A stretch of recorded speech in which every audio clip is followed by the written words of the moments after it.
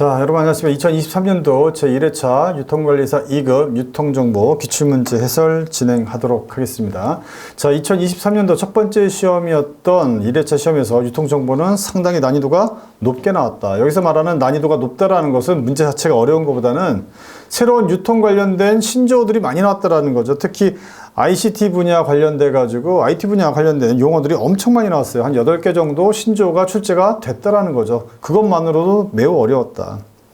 뭐 AI 관련돼 가지고 챗 GPT 관련된 문제도 출제가 됐고요. 우리가 이제 익숙하긴 하지만 문제 나오면 또 어렵다라는 거죠. 뭐 VR이라든가 그다음에 옵트아웃은 예전에 한 2015년도에 한 번 나왔어요. 그 이후에 또 한 번 나온 거고요. 그다음에 웹 3.0이라고 해가지고 이것도 딱 한 번 나왔던 건 다시 한 번 지금 최근에 나온 거고, 뭐 메타버스, 뭐 클라우딩 컴퓨팅, 플랫폼, 뭐 인증 방식, 그다음에 개인정보 보호 관련해서 AI 윤리 원칙, 뭐 책에도 없는 내용들이 출제가 됐다라는 것입니다. 이런 것들은 좀 출제상 좀 문제가 있어요. 이런 것들은. 이렇게 문제를 내면 안 되는 거죠. 왜냐하면 출제 기준표가 있기 때문에 거기에 맞는 문제들을 내주는 게 맞는데 이건 조금 많이 오버한 게 아닌가라고 싶습니다. 그래서 그런 문제들이 한 8, 9문제 출제됐기 때문에 난이도는 상당히 어렵게 느껴졌을 것이다. 물론 걔네들 문제들 중에서 지문을 잘 읽어보면 정답이 있는 것들도 몇 문제가 있어요. 그 다음에 나머지 문제들은 또 기출문제 또 상식적인 문제 또 쉽게 또 출제가 됐어요. 그래서 한 12개 정도는 뭐 쉽게 나왔고, 그 다음에 나머지 8, 9개 정도는 좀 어려웠는데, 어렵다기보다는 새롭게 접근해야 되기 때문에 좀 어려운 부분이 있는데, 그 중에서도 문제를 잘 읽어보면 정답이 보이는 문제들이 몇 개 있었다. 여하튼 난이도는 조금 높은 편에 속했다. 하지만 기출문제에서 계속 나왔던 부분들이 또 있었죠. 뭐 QR코드라든가, 뭐 빅데이터, 데이터마트, 뭐 CRM, 그죠? 그다음에 정보랑 그다음에 의사결정 수준 이런 것도 매번 나왔던 것들이잖아요. BSC 균형 성과표에 관련된 것도 용어의 정의가 출제가 됐고요. 근데 기존에 또 나왔던 ICT 관련된 용어 문제도 또 나왔어요. 블록체인, 뭐 AR, 그다음에 플랫폼 이런 것들은 또 예전에도 나왔던 부분들이기 때문에 여러분들이 또 접근할 수 있는 문제들도 충분히 있었다. 근데 물론 새로운 게 나오면 좀 어렵죠. 그런 부분 때문에 난이도는 높게 느껴질 수 있는 부분이 있었습니다. 자, 문제를 보면서 한번 판단해 보도록 하죠. 자, 71번입니다. 71번은 이제 QR코드에 관련된 거고, 이제 이거는 다차원 코드, 2차원 코드에 관련된 문제죠. 뭐 빈출됐던 부분입니다. 하지만 뭐 이렇게까지 또 자세하게 또 묻지는 않았었어요. 그냥 QR코드에 대해서만 딱 물었었지. 자, 1번에 보면 1994년 1번 댄스 웨이브사가 개발했다. 책에 보면 이 내용이 좀 나와 있죠. 두 번째, 숫자와 알파벳 등의 데이터를 담을 수 있다. 숫자, 알파벳, 한자, 그림, 그래프 다 들어갈 수가 있어요. 세 번째, 오염이나 손상된 데이터를 복원하는 기능이 있다. 이거 예전에 기출제가 됐던 지문이죠. 이거 여러 번 나왔던 거예요, 이거는 여러 번 나왔던 기능이다. 이거는 가장 큰 장점에 해당하는 거죠, 장점. 숫자와 알파벳 이런 것들도 데이터를 담을 수 있다는 것도 출제가 됐었고요. 이것도 출제가 다 됐었어요. 3번이 제일 많이 됐었죠. 1번, 2번, 3번 다 나왔던 지문이고요. 네 번째 보면 국제표준이 정립되지 않았기 때문에 다양한 국가에서 자체적으로 활용될 수 있습니까? 국제표준이 정립되지 않았어요. 지금 다 뭐예요? 다 QR코드 찍게 돼 있잖아요. 지금 QR코드 안 찍는 데가 없죠. 4번이죠, 4번. 이 문제는 뭐 생각보다는 어렵지 않게 쉽게 여러분들이 접근할 수 있는 문제였다. 정답은 4번입니다. 자, 72번이죠. 72번은 조금 뭐 문제 자체도 상당히 길고요. 뭐 처음 보는 문제죠. 최근 유통 분야에서 인공지능 기술이 활용되고 있다라는 거죠. 증대되고 있다. AI죠, AI. 유통 업무의 혁신을 위한 다양한 가능성을 보여주고 있습니다. 이에 대한 설명 가장 옳지 않은 거. 문제가 상당히 일단 길어요. 가슴이 답답해지죠. 내용도 잘 모르는데 가슴을 답답하게 만드는 이 문제. 출제 본질이 뭘까요? 자, 1번 보면 인공지능 기술을 활용해서 유통업체에서 고객의 일상적인 문의사항에 대해서 다양한 정보를 다양한 경로로 제공할 수 있다. 이 예가 뭡니까, 예가? 이런 예가 많이 있죠. 챗봇. 챗봇 많이 이용하고 있습니다. 뭐 일상적인 거 매번 나오는 그런 질문에 대해서는 챗봇이 그냥 답변을 해주죠. 이렇게 돼 있습니다. 요즘에 이런 세상이에요. 고객의 일상적인 문의에 대해서는 다양한 정보를 챗봇 이런 것들이 바로 알려준다. 두 번째, 인공지능 기술은 주문 이행 관련 배송 경로라든가 재고 파악 등 주문에 대한 고객의 주문에 대한 업무와 관련된 최적의 대안을 신속하게 제공해 주어 의사결정에 도움을 주고 있습니다.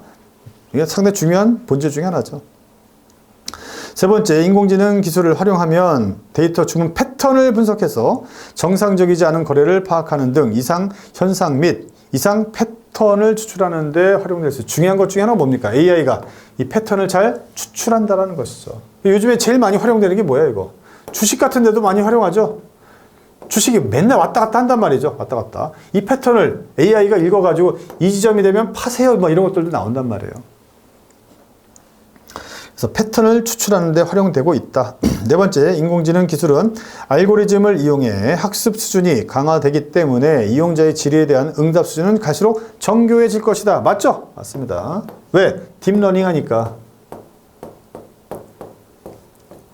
지금 지네가 스스로 공부를 하죠. 딥러닝. 알파고 이후에 사람은 더 이상 이제 뭐예요? 컴퓨터를 이길 수가 없다는 말. 인공지능을 이길 수가 없어요. 바둑에서. 바둑뿐만이 아니라 대부분의 것들이 그렇다는 얘기죠. 왜? 얘네들이 점점점 진화하는 거예요. 점점점 진화하는 거예요. 스스로 공부를 하죠. 1번, 2번, 3번, 4번 다 맞고요. 5번 보면 챗 GPT가 나왔어요. 챗 GPT. 참 이런 게 시험에 나옵니다. 이런 게. 이런 게 시험에 나와요. 챗 GPT 뭐 3.0, 3.5, 뭐 4.0 막 나가죠. 지금 뭐 어딥니까? 네이버에서도 우리나라만의 한국형 또 챗 GPT 만들었죠. 이번에 또 출시가 됩니다. 이제 챗 GPT는 사전에 구축된 방대한 양의 학습 데이터에서 질의에 적절한 해답을 찾아 질의자에게 빠르게 제시해주는 인공지능 기술 기반 서비스로 마이크로소프트가 개발했습니까? MS가 개발했어요? 이건 아니죠. MS는 뭐 빙이죠. 빙. 뭐 이런 문제가 나옵니다. 이런 문제가. 자, 여기 뭐예요? 마이크로소프트가 아니죠. 이거는 오픈 AI. 이런 회사에서 만든 게 바로 챗 GPT였다. 챗 GPT. 정답은 5번인데, 자, 이런 거를 문제로 내는 게 옳은 건지 모르겠어요. 만약에 이제 이런 게 관심 있는 분들은 마이크로소프트사에서는 빙이란 거를 그쵸? 만들었다. AI로 만들었다라는 거는 여러분들 좀 알 수도 있는데, 모르겠어요. 이런 문제가 좀 좋은 문제인지는 잘 모르겠습니다. 여하튼 이런 부분들은 최근에 유통에도 많이 활용되고 있는 부분이기 때문에 출제된 것은 맞아요. 그리고 앞으로는 계속 출제가 될 거라고 확신합니다. 자, 73번 보시면 데이터 유형 분류와 그 특성에 대한 설명 가장 옳지 않은 것 이런 문제인데 요거는 이제 빅데이터랑 관련되어 있는 문제고 이거는 또 여러 번 나왔었죠. 근데 똑같은 문제는 아니었고 요걸 좀 설명형 문제로 나왔으면서 좀 어려워요. 그래서 일단 데이터의 유형에는 정형 데이터가 있다라는 거. 그 다음에 가운데 낀 애죠. 비정형도 있고 그 다음에 가운데 낀 반정형 데이터도 있다. 이런 것들이 세 가지 있다. 정형 데이터는 뭐겠어요, 이거는? 대부분 이제 고정 필드 값이 있는 거죠. 고정된 필드에 수치 같은 걸 집어넣는 거라고 보시면 되겠습니다. 데이터의 길이라든가 형식이 딱 정해져 있는 것이죠. 거기에서 비정형은 훨씬 더 얘네들보다는 데이터가 훨씬 더 많아요. 얘는 뭐 SNS에서 흘러다니는 데이터들, 아니면 동영상 데이터, 그래픽 등등등. 비정형화되어 있는 것까지 다 데이터로 받아들일 수 있다는 거죠. 이걸 갖다가 합쳐서 멀티미디어 데이터라고 합니다. 동영상, 이미지, 뭐 SNS 흘러다니는 다 데이터로 받아들일 수 있다. 분석할 수 있다는 얘기죠. 거기에 비해서 이제 반정형이라는 게 있어요. 반정형. 여기 나와 있는 HTML 아니면 XML 이런 것들이 반정형 데이터라고 하고 얘네들은 이거와 이거의 장단점을 고루고루 가지고 있죠. 뭔가 확정되지 않은 느낌이 좀 있습니다. 자, 1번부터 보죠. 정형 데이터, 관계형 데이터베이스 관리 시스템의 고정된 필드에 저장이 된다. 고정 필드 저장이 된다라는 거 맞죠? 두 번째, 데이터의 길이와 형식이 정해져 있어서 거기에 맞게 저장이 된다라는 거 다 맞는 지문입니다. 3번, 반정형 데이터, 문서, 웹문서, HTML 등이 대표적이며 데이터 속성인 메타데이터를 가지고 있다. 아까도 말씀드렸지만 대표적인 게 이거, 그 다음에 XML 말씀드렸고요. 그 다음에 메타데이터라는 건 정형 데이터에 해당합니다. 정답은 3번이 되겠어요. 좀 어렵죠, 이거? 어렵습니다. 네 번째 보면 반정형 데이터, 제이슨, 그 다음에 웹로고 등 데이터가 해당되며 XML 형태의 데이터 값과 형식이 다소 일관성이 좀 없다라는 단점도 있다. 5번에 보면 비정형 데이터, 형태와 구조가 복잡한 이미지, 동영상 같은 멀티미디어 데이터가 여기에 해당한다. 자, 1번, 2번 정도, 그 다음에 4번, 5번은 좀 알 수 있는데 3번은 조금 아니었다. 메타데이터는 정형 데이터에 해당하는 것이다. 좀 어려운 문제입니다. 이런 문제. 상당히 어려운 문제. 74번, 거기에 비해서 74번, CRM은 매번 하는 거니까 이거 맞출 수가 있겠죠. 고객관계 관리. 고객관계 관리. 고객과의 관계를 장기적인 관계로 이끌어 가는 거죠. 그래서 이걸 특히 유통정보에서 이용한 게 뭡니까? 이 CRM이죠. 근데 이 CRM과 CRM은 똑같아요. 내용 자체는. 자, CRM을 통해서 성공적으로 고객을 관리하고 있음을 추적하기 위해서 사용할 수 있는 지표, 가장 옳지 않은 거 뭐냐? 신규 고객 유치율 이렇게 되어 있는데, 자, CRM에서는 가장 중요한 게 뭐예요? 기존 고객이죠. 기존 고객을 잘 유지하고 있는지 이런 것들이잖아요. 그래서 이거 관련돼서 우리 CLV, 고객의 생애 가치를 극대화시키고 있는지 이런 것들을 지금 알아보는 거죠. 수치적으로. 이거 플러스 기존 고객의 유지도 중요한데 이게 가장 중요한 거고요. 이거 플러스 또 뭐예요? 신규 고객이죠. 신규 고객도 창출을 해야 된다라는 거. 물론 이게 훨씬 더 중요한 거예요. 한 번 고객을 영원한 고객으로 만들기 위한 우리 작전, 전략 자체가 바로 CRM이기 때문에 기존 고객을 유지하는 게 중요한데, 그래서 CLV가 중요한 거죠. 고객의 생애 가치를 극대화시키는 거. 그것뿐만이 아니라 신규 고객을 창출하는 것도 꽤 중요하다. 두 번째, 마케팅 캠페인당 구매 건수, 이것도 중요하죠. 그다음에 마케팅 캠페인당 반응 건수, 얼만큼 반응하고 있는지, 반응한 사람들을 잘 관리해서 끝까지 가져가는 거죠. 제품당 신규 판매 기획 건수 중요하고요. 5번에 보면 시스템 다운타임이라고 되어 있어요. 다운타임. 시스템 다운타임 뭐예요, 이거? 시스템이 다운된다 그러죠. 다운된다. 시스템이 다운되는 거, 아웃되는 걸 얘기하는 거죠. 아웃되는 시간. 이거는 전혀 상관이 없죠. 정답 5번이죠. 5번. 이 문제는 뭐 그렇게 좀 어려운 문제는 아니었습니다. 75번. 이 75번이 또 문제되는 건데 처음 나온 문제죠. 처음 나온 문제. 근데 향후에는 계속 나올 거예요. 왜냐면 2024년도에 유통관리사 시험 기준이 조금 바뀌어요. 그 중에 이 부분이 들어가 있어요. 개인정보 보호에 관련된 문제가 들어가 있기 때문에 앞으로 이런 문제들이 계속 나올 겁니다. 근데 이게 별로 나와 있지가 않아요. 이런 게. 책에도 없고 구글 찾아봐도 별로 잘 나오지가 않습니다. 자, 문제 보시면 최근 개인정보 보호 문제로 중요한 이슈로 대두되고 있다. 문제가 아래 글상자에서 하버드대학교 버크만 센터에서 제시한 개인정보 보호 AI 윤리 원칙입니다. 기업과 니은에 해당하는 각각의 권리로 가장 옳은 것은 무엇이냐? 이건 뭐냐? 처음 보는 문제니까 어려울 수 있죠. 자기결정권, 뭐 정보연락권. 얘네만 보면 상당히 어려워요. 근데 얘네 지문을 보면 정답을 골라낼 수 있는 단초가 있다라는 거죠. 그러니까 새로 나왔다고 해서 막 포기만 안 되고 이걸 한번 읽어볼 필요가 있죠. 자, 기업번 보시면 데이터 컨트롤러가 보유한 정보가 부정확하거나 불완전한 경우. 이게 잘 몰라요. 잘 모르죠, 이거. 잘 모릅니다. 읽어보는 거예요. 사람들이 이를 수정할 수 있는 권리가 있어야 되는, 수정할 수 있는 권리, 쫙 읽어보면 자기결정권, 정보 삭제권, 정정권 있잖아요. 수정할 수 있는 거 뭐예요? 정정한다라고 하죠, 이거. 정정권이에요, 정정권. 이렇게 해서 정답이 4번이라는 걸 우리는 알아낼 수가 있다. 하나만 알아도 된다는 거죠. 그러니까 이번에 처음 나왔으니까 정정권도 여기 하나만 집어넣은 거예요. 4번. 정답 맞히라고 준 문제입니다. 두 번째, 자신의 개인정보를 삭제할 수 있는 법적 강제력이 있는 권리가 있어요. 삭제할 수 있어야 되는데 삭제. 그 뭐예요? 정보 삭제권이 되겠죠. 정답 4번입니다. 생각보다 매우 이지한 문제였다.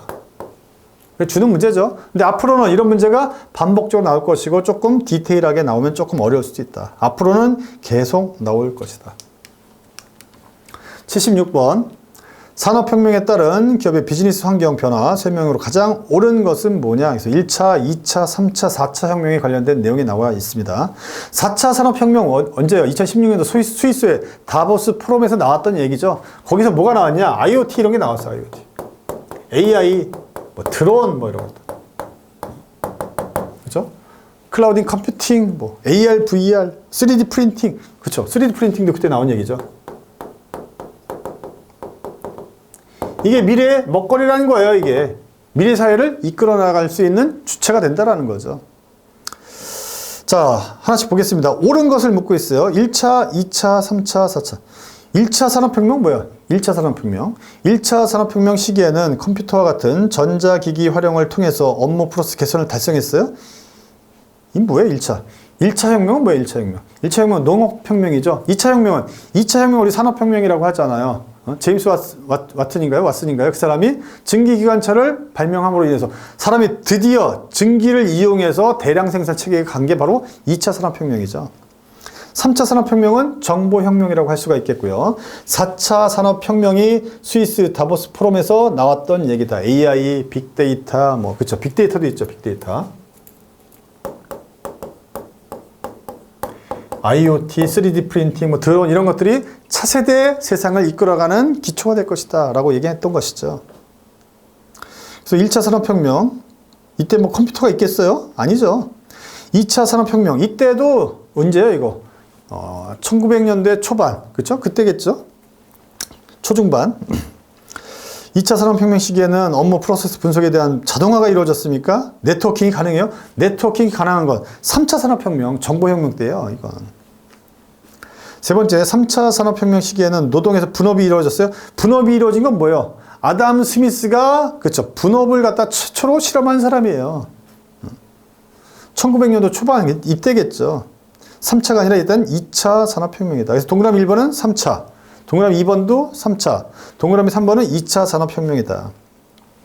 네 번째, 4차 산업혁명 시기에는 전화, TV, 인터넷, 이거는 3차죠, 3차. 정답 5번입니다.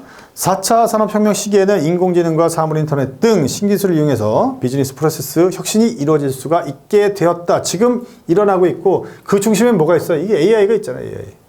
이 중심이 되는 거죠. AI, 그 다음에 빅데이터 이런 것도 이루어지고 있다. 여기 중심은 이거다. 이걸 통해서 이것도 되고 다 되는 거죠. 정답은 5번입니다. 5번. 챗 GPT가 뭐예요? AI잖아요. AI. 알파고 AI죠. AI. 딥러닝하는 AI다. 정답은 5번이다. 77번입니다. 77번. 용어에 대한 문제. 이것도 새로 나온 문제인데 이건 맞힐 수가 있어요. 가로 안은 디지털 기술을 나왔으니까 앞에 뭐예요? 디지털이 나와야 되는 거예요. 디지털이 나와 있는 게 3번, 4번밖에 없습니다. 디지털 기술을 사회 전반에 적용하여 전통적인 사회 구조를 혁신시키는 것이다. 일반적으로 기업에서 사물인터넷, IoT, 클라우드 컴퓨팅, 그 다음에 인공지능, 빅데이터 솔루션 등 정보통신 기술을 플랫폼으로 구축, 활용하여 기존의 전통적인 운영 방식과 서비스 등을 혁신하는 것이다. 뭔가 바꾸는 것이라는 얘기죠. 두 번째, 뭐뭇은 산업과 사회의 각 부분이 디지털화되는 현상으로 인터넷, 정보화 등을 뛰어넘는 초연결 지능화가 사회, 경제 전반의 일을 촉발시키고 있다. 뭐요? 뭔가 초연결 시대로 올라가고 있다는, 변하고 있다는 거잖아요. 이게 뭐예요? 정답은? 정답 4번이에요, 4번. 디지털 전환입니다, 전환. 트랜스포메이션이에요. 트랜스폼이죠. 트랜스폼이란 게 변화되고 있다는 거예요. 포메이션, 명사화 시킨 거죠. 트랜스폼이에요. 폼이 변하고 있다는 거죠. 변하고 있다는. 정답 4번이고요. 3번, 디지털 컨버전스 뭐예요? 디지털 융합이죠. 그러니까 융합 현상을 얘기하는 것이고, 이걸 갖다 우리 컨버전스라고 한다. 이렇게 얘기한다. 컨버전스. 1번은 보면 디지타이제이션 이렇게 돼 있어요. 디지털화 시키겠다라는 거죠, 이건. 디지털화 시키겠다라는 거. 이건 뭐 총체적인 용어고, 지금 여기 첫 번째, 두 번째 글상자에 나와 있는 거, 초연결이라든가 사물인터넷, 클라우드 컴퓨팅, 인공지능 이런 구축해서 전통적인 것을 갖다가 새롭게 혁신시키는 것, 이것은 디지털 전환, 트랜스포메이션이라고 한다. 정답은 4번입니다. 78번이에요. 이거는 뭐 계속 나왔던 문제죠. 의사결정과 뭐예요? 이거는 정보 수준과 의사결정 수준에 관련된 매칭 문제이다. 이 세 가지가 있겠죠. 하나는 전략적 수준이 있겠고, 두 번째 운영적 수준, 그렇죠? 세 번째는 뭐 기능적 수준 이렇게 되겠죠. 뭐 이렇게 보시면 되겠습니다. 관리적. 운영적이 기능적이죠.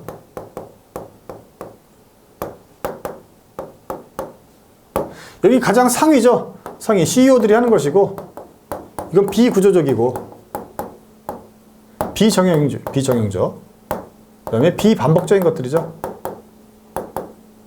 거기에서 기능적이고 운용적인 건 가장 밑에 단계에서 하는 거잖아요. 이건 반복적인 것들이죠. 반복적인 의사결정이다. 반복적인 의사결정, 그 다음에 정형적인 의사결정, 그 다음에 구조적인 스트럭처, 뭐가 딱 짜져 있는 만큼 거기 안에서만 하는 거, 재량권이 별로 없어요. 구조적인 의사결정에 해당한다라는, 여기는 가운데죠, 가운데. 옳지 않은 거 1번. 전략적 수준 주로 비구조화된 의사결정. 맞죠? 전략적, 이거 맨날 이건 뭐예요? CEO들이 하는 거예요. 비구조적이고 비반복적이고 비정형적인 거. 이루어지며 내부 정보 이외에도 외부 환경과 관련된 정보 등 외부에서 수집된 정보도 다수 활용돼야 된다. 왜? CEO가 하는 의사결정은 어떤 거예요? 이거는 기업의 생존이 왔다 갔다 하는 것들이죠. 그러니까 내부적인 데이터만으로 가지고 의사결정하는 건 안 된다는 거죠. 두 번째, 관리적인 수준, 구조화된 의사결정 이루어지며 새로운 공장 입지 선정, 그 다음에 신기술 도입 등과 같은 사항과 관련된 내외부 정보를 주로 다룬다. 이게 보시면 관리적 수준, 관리적인 수준, 구조화된 건 어디예요? 이건 맨 밑에 단계라고 보시면 되겠죠. 밑에 단계. 관리적 수준은 여기 가운데 낀 애들이잖아요. 이 내용을 보면 새로운 공장 입지를 선정한다. 새로운 공장을 집어넣는다라는 거죠. 상당히 중요한 의사결정입니다. 투자 의사결정이에요. 그 다음에 신기술을 도입한다. 이건 어때요? 기업의 생존이 왔다 갔다 하는 거죠. 잘 되면 굿, 안 되면 배드 가는 거죠. 이건 관리적 수준이 아니라 이건 뭐야? 전략적 수준입니다. CEO가 하는 거예요. CEO가. 정답 2번이겠죠. 2번. 나머지는 보시면 되겠습니다. 뭐 3번 전략적 수준, 미래지향적이다, 뭐 추상적이다 기다 있고, 그 다음에 4번에 보면 운영적 수준, 구조화된 거, 스트럭처죠, 스트럭처. 일일 거래 처리와 같이 구체적이고 상세하며 시간에 민감한 정보를 주로 다룬다. 운영적 수준, 반복적이고 재발성, 그렇죠? 재발성의 특성이 높은 것들. 좋습니다. 정답은 2번 보시면 되겠고요. 이런 문제는 쉬운 문제죠, 이거는. 쉬운 문제. 이것도 쉬운 문제. 이런 것들은 반드시 맞춰야 된다. 그 다음 문제입니다. 아래 글상자 가로 안에 공통적으로 들어갈 단어는 뭐냐? 쭉 보면 상당히 박스가 크죠. 글씨도 많고. 하지만 딱 보면 정답이 보입니다. 자, 보면 재무, 고객, 내부 프로세스, 학습과 성장. 이게 뭐야, 이거? BSC죠, BSC. 균형 성과표의 이거 요인들이잖아요. 요소들이잖아요. 원래 균형 성과표는 원래 예전에 뭐예요? 어떤 성과 평가를 할 때는 뭘 이용했냐? 재무적인 지표를 이용했단 말이죠. 근데 재무적인 지표를 이용했는데 이건 정량 지표죠. 정량 지표이고 재무 지표를 이용하기 때문에 과거의 데이터예요. 과거. 근데 내부 데이터만 포함되어 있는 것이죠. 그러다 보니까 한계가 많아요. 그래서 이거는 내부적이기도 하고 내무적인 데이터인 것이죠. 그 다음에 이거는 정량 지표만 들어간 것이고, 그 다음에 과거 지향적인 데이터인 것이죠. 이런 것들을 바꾸기 위한 게 바로 BSC였다. 내부적인 것뿐만이 아니라 외부적인 요인들도 고려를 하자. 정량적인 것 말고도 정성적인 것들도 고려를 하자. 이거는 미래지향적인 지표들도 고려하자 해서 만들어진 게 바로 BSC다. BSC다. 그래서 고객, 이거 뭐예요? 외부적인 관점이잖아요. 외부적. 우리뿐만이 아니라 외부 고객들이 바라보는 관점에서 정량 지표, 어떤 평가하는 지표도 만드는 게 중요하겠다. 내부 프로세스, 이 프로세스잖아요. 이 밸류 체인에 관련된 부분입니다. 그런 부분들도 포함시키자. 학습과 성장, 얘네들은 정량 지표는 아니죠. 정성적인 지표이자 또 뭡니까? 미래지향적인 지표죠. 학습시키고 성장시키고 미래지향적인 것이고, 그 다음에 정성적인 지표들이다. 이렇게 들어가는 게 뭐다? 바로 여기 나와 있는 4번이죠. 균형 성과표다. ROI는 뭐 투자 수익률, 5번 투자 수익률은 ROI죠. ROI. 3번은 총자산 이익률, ROA 얘기하는 것이고, 1번 경제적 부가가치, EVA를 얘기하는 것입니다. 그래서 예전에 뭐 경제적 부가가치는 한번 나온 적이 있고, 투자 수익률은 가끔씩 우리 마케팅에 보면 GMROI 있죠. GMROI. 그로스 마진 ROI의 투자 수익률이죠. 요거에 관련된 문제가 또 출제가 되기 때문에 좀 알아두시면 좋겠습니다. 문제 80번 넘어갑니다. 이게 79번도 쉬웠어요. 의외로도 쉬운 문제들도 많죠. 80번 보면 이것도 매번 나왔던 거죠.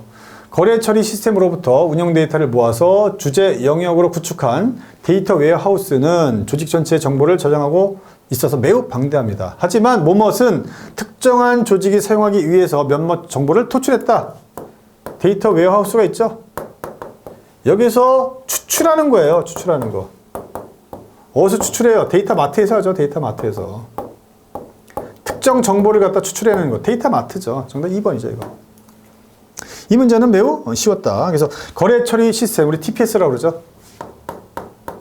트랜잭션 프로세스 시스템. 여기로부터 운영 데이터를 모아서 데이터 웨어하우스를 갖다 구축을 하고요. 여기서 다시 특정한 조직이 쓸 수 있게끔 뭔가를 데이터를 조금 뽑아낸 것이죠. 이게 바로 데이터 마트다. 정답 2번. 이런 문제만 나와주면 땡큐죠. 이거는 틀리면 안 됩니다. 몇 문제는 또 계속 맞출 만한 문제였어요. 80번, 79번, 78번, 77번, 76번, 그죠? 75번은 새로 나온 문제이지만 충분히 접근할 수 있는 문제들도 있었다라는 것이죠. 그러니까 문제가 어려워 보여도 할 수 있는 게 있다라는 거예요.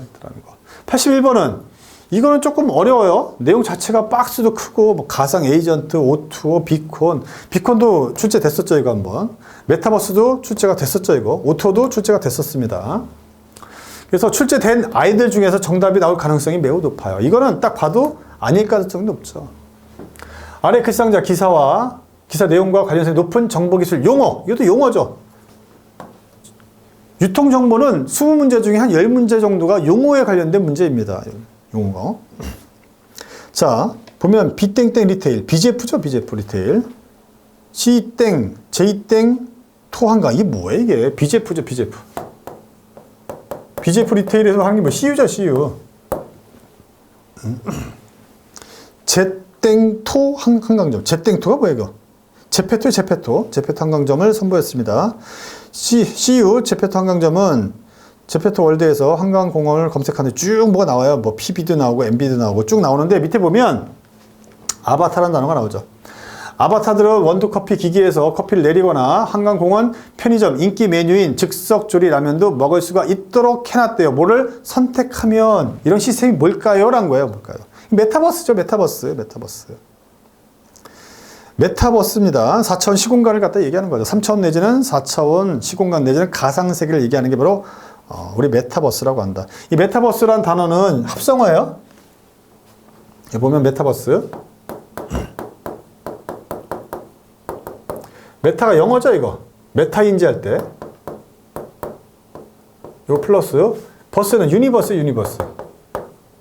유니버스는 우주죠, 우주 공간을 얘기하는 거죠.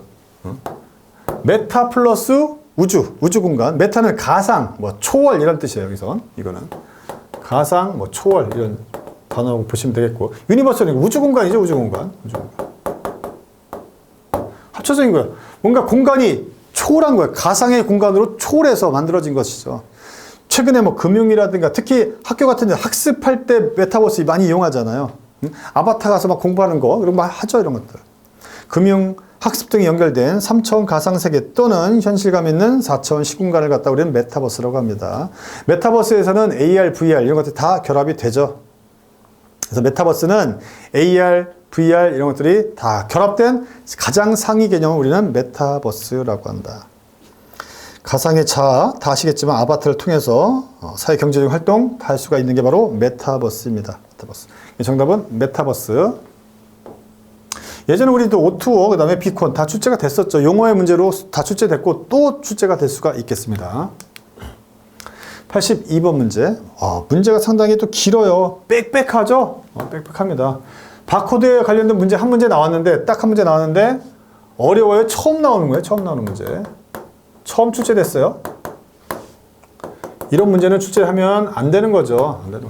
바코드의 또 영역에서도 아주 또 구석진, 알 수도 없는 부분이에요. 의약품에 관련된 부분인데, 이걸 어떻게 알아, 이거를? 알 수가 없죠. 이런 문제는 좀 출제 범위에서 매우 벗어난 문제라고 볼 수가 있겠습니다. 매우 오버된 문제이다. 의약품 관련 바코드에 관련된 문제인데 상당히 이례적인 문제라고 볼 수가 있겠습니다. 이거는 어쩔 수 없어요. 이거는 그냥 찍을 수밖에 없는 거죠. 1번, 2번, 3번, 4번, 5번 보고 찍어야 돼요. 문제도 지문이 상당히 길어요. 보건복지부는 의약품 포장 단위마다 고유번호를 붙여서 하는 의약품 1년 번호 제도를 시행하고 있다. 그런 것 같아요. 이거는. 2번 의약품 바코드 내에 있는 상품코드, 품목코드 포장 단위는 건강보험심사평가원의 의약품관리 종합센터에서 부여하는 상품 식별 번호이다. 나와 있는데 이걸 어떻게 합니까? 우리 일반적인 상품 식별 번호 어디서 해요? 이거는 일반적인 제품 같은 경우는 대한상공회의소 유통물류진흥원에서 제조업체 코드를 부여를 하죠. 우린 그것만 알고 있어요. 그것만 시험 범위에 들어가 있는 것이죠. 이거 의약품에 관련된 거 어떻게 알아? 그렇죠? 상당히 오버된 문제다. 3번에 UDI란 의료기기를 고유하게 식별할 수 있는 체계로 우리나라에서는 1919년 7월부터 적용됐다는데 몰라요. 이거 잘 모르죠. 4번 의료기기에 부여되는 UDI 코드는 기본 포장을 대상으로 모두 개별적으로 부여하므로 혼선을 방지하기 위해서 상위 포장인 묶음 포장 단위에는 별도로 부여하지 않는다. 이건 뭐 잘 안 나오는 내용이죠. 잘 안 몰라 이거는. 근데 뭐 모두 이런 게 들어가면 또 아닌 경우가 많이 있어서 뭐 정답은 4번인데 좀 어렵습니다. 문제. 별도로 부여하지 않는 게 아니라 별도로 부여한다는 얘기죠. 정답 4번이니까 봐주시고 앞으로는 아마 안 나올 거예요. 안 나올 거예요. 시험 범위를 벗어난 문제라고 볼 수가 있겠습니다. 이런 문제는 한 번 나오고 사라질 가능성이 매우 높은 문제들이죠. 83번. 83번은 또 기출됐던 문제입니다. 이거는. 아래 글상자 가로 안에 공통적으로 들어갈 용어 가장 옳은 것은 이번에 블록체인 관련된 문제가 두 문제가 나왔어요.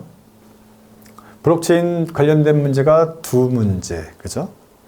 관련된 문제도 계속 출제돼. 빅데이터도 뭐 두 문제 이렇게 나오고 있습니다. 중앙에 서버가 없어요. 중앙 서버 없이 노드들이 자율적으로 연결되는 P2P 방식을 기반으로 한다라고 되어 있습니다. 보면 분산 저장 방식이라고 되어 있죠. 이게 포인트가 되는 거죠. 그 다음에 중앙 시스템이 존재하지 않는 탈중앙 시스템. 이것만 봐도 알 수가 있겠죠. 이게 블록체인이에요. 이게 블록체인. 그 다음에 뭐뭐는 누구에게나 공유되고 공개되며 투명성을 보장한다. 그렇죠? 블록체인의 가장 큰 특징이죠. 독특한 구조적 특징에 기인한다라는 거. 무결성을 보장한다. 그 다음에 포인트가 되는 문장이 이거죠. 분산된 장부를 가지고 있다라는 거죠. 분산된 장부를 가지고 있는 게 유일한 게 뭐예요? 블록체인입니다. 그래서 블록체인은 우리나라 관세청에서 이미 도입해서 활용되고 있다라는 것. 정답은 4번. 뭐 비트코인도 나와 있고, 뭐 비콘 분산 블록, 분산이라는 단어가 나와가지고 그런 것 같아요. 요걸 새로 단어를 만들어서 집어넣는데 정답은 4번이 블록체인. 이건 벌써 서너 번 출제가 됐기 때문에 여러분들 쉽게 접근하셨을 거라고 생각이 듭니다. 이 문제는 틀리면 안 되는 문제에 해당해요. 자, 84번. 84번인데 웹 3.0인데 예전에 한두 번 예전에. 최근 문제는 아니에요. 최근 문제는 아니고 예전에 출제됐었는데 시멘트 웹이란 게 여기 정답으로 한번 출제된 바가 있습니다. 예전에 한번 출제된 바가 있고 그 이후로는 나오지도 않았어요. 그러니까 맞추기가 어려운 문제죠. 이것도. 가장 옳지 않은 거. 1번 시멘티 웹은 의미론적인 웹을 의미하며 기계가 인간들이 사용하는 지언어를 이해하고 상황과 맥락에 맞는 개인적인 맞춤형 정보를 제공하는 웹이 바로 시멘티 웹이다. 시멘틱 웹에 대한 기본적인 용어의 정의고요. 두 번째 온톨로지라는 게 있습니다. 온톨로지에 관련된 용어의 정의인데 이게 맞는 지문이기 때문에 앞으로도 또 나올 수가 있습니다. 나올 가능성이 있어요. 나올 가능성이 있다. 왜 그러냐? 이게 맞는 지문이에요. 그리고 처음 나왔어요. 메타데이터들의 집합, 예를 들어 사과를 떠올리면 사과의 색상이라든가 종류 등 관련된 여러 가지 정보를 컴퓨터가 이해하고 처리할 수 있는 정형화된 수단으로 표현하는 것. 아까 뭐 정형 데이터 관련된 이런 얘기 나왔었죠. 이 바로 온톨로지 얘기예요. 온톨로지. 이거는 새로 나올 가능성이 출제될 가능성이 있어요. 세 번째, 중앙 집중화, 센트럴라이제이션. 웹 3.0에서 사용자 간 연결은 플랫폼을 중심으로 연결하여 자유롭게 소통할 수 있도록 지원한다. 결과적으로 플랫폼이 강력한 권한을 가지게 된다라고 되어 있는데 어때요? 지금 최근에 플랫폼이란 건 뭐예요? 누구나 들어와서 누구나 다 활용할 수 있도록 하는 거죠. 중앙 집권화가 아닙니다. 탈중앙화예요. 탈중앙화. 권한이 약화되는 거예요. 중앙 집중화란 건 뭐예요? 특정 주체로 정보가 모이는 거잖아요. 근데 그건 아니야. 여긴 이거 아니에요. 플랫폼이라는 놈을 통해서 누구나 이거를 다 활용할 수 있도록 하는 거죠. 누구나 들어와서 정보를 집어넣을 수도 있고 빼갈 수도 있는 거예요. 누구나 또 다 가지고 나갈 수도 있는 거예요. 이게. 어때요? 탈중앙화다. 플랫폼을 이용해서 누구든지 들어올 수 있고 누구든지 나갈 수 있는 거죠. 누구든지 활용할 수 있도록 만든 게 바로 여기 플랫폼이다. 최근에는 플랫폼을 갖다 만드는 기업들이 가장 강력한 기업이 되고 있습니다. 네이버라든가 이런 기업들이 상당히 강력해지고 있죠. AI를 기초로 해가지고 기본으로 해가지고 이제 완전히 플랫폼화 되어 있습니다. 나머지 4번, 5번 한번 읽어보시고 4번에 보면 웹 3.0을 실현하기 위해서는 블록체인, 인공지능, AR, VR 이런 것들이 필요하다. 85번입니다. 85번. 그러니까 이 문제도 어려운 문제예요. 어려운 문제. 근데 이런 거에 대해서 좀 감각이 있는 분들은 좀 맞힐 수 있는 문제인데 기출문제 많이 풀다 보면 플랫폼, 그 다음에 중앙집중화 이런 단어가 많이 나오죠. 그래서 플랫폼이란 게 누구든지 들어왔다가 누구든지 활용해서 나갈 수도 있는 것들이죠. 탈중앙화다. 이런 것들을 알고 있었으면 이 문제는 쉽게 맞출 수 있었는데 아니면 좀 어려운 문제였다. 85번도 한 3년 전인가 한 번 나왔던 문제 한 번. 아래 글상자 괄호 안에서 들어갈 용어 가장 옳은 것은 뭐냐. 그래서 2번 나왔나 봐요. 옵트아웃, 그다음에 옵트인 이런 것들이 출제가 된 바가 있습니다. 괄호는 전자상거래 이용 고객이 기업에서 발송하는 광고성 메일에 대해서 수신 거부 의사를 전달하여 더 이상 광고성 메일을 받지 않을 수 있게 되는 것. 이거예요. 수신 거부 의사를 전달했다라는 거죠. 그래서 더 이상 광고성 메일을 받지 않을 수 있게 하는 것. 이게 뭐냐? 이게 바로 옵트아웃이다. 옵트아웃. 지금까지 한 번인가 2번 나왔어요. 한두 번 출제됐는데 예전에 한 2000년인가 2001년에 한 번 그렇죠. 2020년인가 2021년에 한 번 출제된 바는 있어요. 근데 그렇게 중요한 내용은 아니었고 특히나 이제 앞으로 2024년도에는 전자상거래 관련된 내용들이 출제 범위에서 이제 빠지게 됩니다. 그래서 앞으로 출제 경향이 조금 떨어지는 부분이라고 볼 수가 있겠습니다. 4번에 보면 옵트인이라고 있어요. 이것도 한번 출제된 바 있죠. 얘는 뭐냐? 정보 수집을 허용하기 전까지는 데이터의 수집을 금지하는 것. 이게 바로 옵트인입니다. 정보 수집을 허용하기 전까지는 데이터 수집을 금지하는 것. 옵트인이라고 한다. 86번. 이거는 그냥 0.1초 만에 맞히는 문제죠. 빅데이터의 특성 3가지죠. 뭐야? 볼륨. 그 다음에 뭐야? 벨로시티, 속도죠? 그 다음에 버라이어티. 볼륨, 이거 정보의 양을 얘기하는 거예요. 빅데이터는 정보의 양이 무궁무진하다는 거죠. 어마어마하게 많다라는 거예요. 예전에는 정형 데이터만 가지고 했는데 지금 비정형, 반정형 엄청 늘어났다라는 거죠. 그 다음에 속도. 정보 처리 속도가 상당히 빠르고요. 버라이어티, 아주 다양하다는 얘기죠. 그걸 얘기하는 게 뭐예요? 데이터의 규모. 볼륨이죠, 볼륨. 규모. 그죠? 데이터의 규모, 그 다음에 또 뭐예요? 속도, 다양성. 정답은 4번이 되겠죠. 이게 바로 이제 빅데이터의 3V라고 하는데, 이거 말고 또 4개가 더 붙어가지고, 7V까지도 있는데, 이건 시험이 잘 안 나오더라고요. 여기 보면 밸류도 들어가 있고, 벌추도 들어가 있고, 몇 가지가 있어요. 자, 87번. 그러니까 86번은 0.1초 만에 맞히는 문제입니다. 자, 87번. 아래 글상자에서 설명하는 서비스와 관련된 용어, 가장 옳은 것은 뭐냐? 유통 데이터를 활용한 다양한 비즈니스 모델을 수행할 수 있도록 지원하기 위해서 온라인에서 생산과 소비, 유통이 한 곳에서 이루어지는 것, 모이는 것, 뭐예요? 이게 플랫폼이죠. 플랫폼.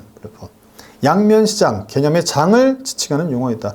장이 뭐예요? 필드죠, 필드. 다 모이는 거죠. 다 모이는 거. 누구든지 들어올 수 있고, 누구든지 나갈 수 있고, 누구든지 이용할 수 있는. 비즈니스에서 여러 사용자 또는 조직 간의 관계를 형성하고 비즈니스적인 거래를 형성할 수 있는 정보 시스템 환경이다. 자신의 시스템을 개방하여 개인은 물론 기업 모두가 참여하는 원하는 일을 자유롭게 할 수 있도록 환경을 구축한다. 플랫폼이라고 보시면 되겠고요. 네, 88번도 처음 나오는 문제인데 문제도 길고요. 좀 어려워요. 예전에 인증 방식 관련돼 가지고 간략한 문제가 나왔는데 이렇게 디테일한 문제가 나오면 좀 맞히기가 상당히 어렵습니다. 기억번, 전자적 형태의 문서로서 어떤 사람을 특정할 수 있는 정보와 그다음에 정보 키, 전자 서명으로 구성된다라는 거죠. 이 인증 방식은 일단 증명서를 발급받기만 하면 주기적으로 그것을 갱신하는 것 이외에는 특별히 조치할 사항이 없으므로 사용하기가 편리하다. 이게 디지털 문서라고 합니다. 이번 공개 키가 있어야 되고 전자 서명 이런 것들이 필요하다는 디지털 문서다. 비밀번호라든가 생체 정보라든가 이런 건 아니겠죠. 생체 정보가 나오면 생체 우리 각막 같은 거 활용하죠. 그런 게 내용이 나와야 되는데 그건 아니었죠. 근데 니은번호를 보면 분산 원장을 바탕으로 인증 대상이 스스로 신원을 확인하고 본인과 관련된 정보의 제출 범위, 그다음에 대상 등을 정할 수 있도록 하는 인증 방식이다. 인증 대상이 자신이 신원 정보에 대한 권리를 보다 적극적으로 행사할 수 있는 것이 특징이다. 뭐 이건 분산 아이디라고 하는데 블록체인 이런 것들이랑 관련성도 있겠죠. 정답 2번인데 뭐 어려운 문제입니다. 이런 거 어려운 문제 처음 나왔기 때문에 솔직히 쉽지 않다. 89번 보죠. 89번. 이건 기출됐던 문제이죠. 기출됐던 문제. 기출됐으니까 맞춰야 되죠. 가로는 마이론 크루거 박사에 의해서 제시된 개념이다. 이 사람 누군지 몰라도 돼요. 인조 두뇌 공간이라고도 한다. 뭔가 만들어진 거죠. 인조 두뇌 공간이다. 목모에서는 3차원의 가상 공간 딱 나왔잖아요. 이 키워드죠. 우리 키워드를 잡아내는 게 중요해요. 우리 다 용어잖아요. 용어. 심지어 용어들이죠. 가상 공간이 딱 나왔어요. 가상 공간에서 사용자가 원하는 방향대로 조작하거나 실행할 수가 있다더라. 이게 뭐냐? 모모의 특성은 영상물의 실시간 렌더링이 가능하므로 원하는 위치에 원하는 모습을 즉시 생산할 수 있는 것. 뭐야? 가상현실. 가상현실. VR이라고 하죠. VR. 이번에 뭐 증강현실은 이거 AR이죠. 그다음 UI, UX. 이런 단어도 나와요. 이제 UI, UX. 유저 인터페이스죠? 유저. 사용자가 인터페이스하는 거 상호 호환을 할 수 있도록 하는 거죠. UX는 유저 익스체인지. 서로 교환할 수 있는 거. 정답은 89번 1번이고 이건 뭐 기출됐기 때문에 여러분들이 보시면 되겠고요. 마지막 90번 문제 보겠습니다. 90번 문제는 또 이것도 재밌습니다. 이것도. 채찍 효과에 관련된 문제도 여기 나왔어요. 이거는 원래 유통물 일반이라든가 이런 데 나와야 되는데. 자, 아래 글상자 기억 니은에 해당하는 용어 가장 옳은 것은 뭐냐? 뭐뭇은 종종 잘못된 제품 수요 정보가 공급 사슬을 통해서 뭐 공급 사슬 나왔잖아요, 이거. 한 파트너에서 다른 참여자들에게로 퍼져가면서 왜곡되고 증폭되는 것? 그쵸? 소비자가 어떤 신호를 줍니다. 이 채찍이 소비자예요, 소비자. 소비자의 시그널이죠. 시그널 브랜드 위로 올라갈수록 어때요? 올라갈수록 상위로 올라갈수록 정보가 왜곡되는 현상이죠. 이거 우리는 뭐라고 한다? 불휩 이펙트, 채찍 효과라고 한다. 그래서 채찍 효과 용어의 정의도 시험이 많이 나왔지만 채찍 효과의 원인, 발생 원인, 그 다음에 경감 방안 이것까지도 출제가 많이 되는데 주로 유통물류 일반에서 많이 나왔었죠. 근데 여기는 유통 정보에서도 출제가 되고 있습니다. 기억번은 채찍 효과일 것이고 니은번은 이 SCM을 구축함으로써 공급사슬의 뭐뭐를 확보하여 이러한 현상을 감소시키거나 제거할 수 있다. 뭐야? 가시성이에요. 눈에 보일 수 있게 만들어줘야 된다는 거죠. 그 감추면 안 된다는 거예요. 오픈시켜서 공유하고 그쵸? 협업하고 공유하고 오픈시켜서 누구든지 다 볼 수 있도록 하면 어때요? 줄어든다는 거예요. 가시성, 비저빌리티라고 합니다. 비저빌리티. 우리는 가시성이라고 한다. 가시성. 중요한 단어죠. 중요한 단어. 정답은 4번 보시면 되겠습니다. 이렇게 해서 유통정보 문제, 20문제 풀어봤는데 문제 난이도가 생각보다 꽤 있습니다. 난이도가 있다라는 거 문제 자체가 어려운 문제들 물론 있지만 우리가 전혀 알지 못하는 부분이에요. 공부하기 어려운 부분, 그 다음에 신조어들 이런 것들이 많이 나와서 좀 어려웠는데 하지만 또 우리가 또 쉽게 기출문제가 또 여러 문제도 나왔었죠. 그 다음에 상식적으로 접근할 수 있는 문제들도 물론 있었다. 새로운 문제였지만 지문을 잘 읽어보면 정답이 나와 있는 것들도 있었죠. 이렇게 해서 여러분들 합격할 수 있도록 공부하시면 되겠습니다. 새로 나오는 문제는 이제부터 그 문제가 또 나올 수 있다고 생각하시고 기출문제를 연습하시면 다음번에 분명히 좋은 점수로 합격하실 수 있을 것이라고 말씀드리면서 이번 시간 정리하도록 하겠습니다. 여러분 수고 많으셨습니다.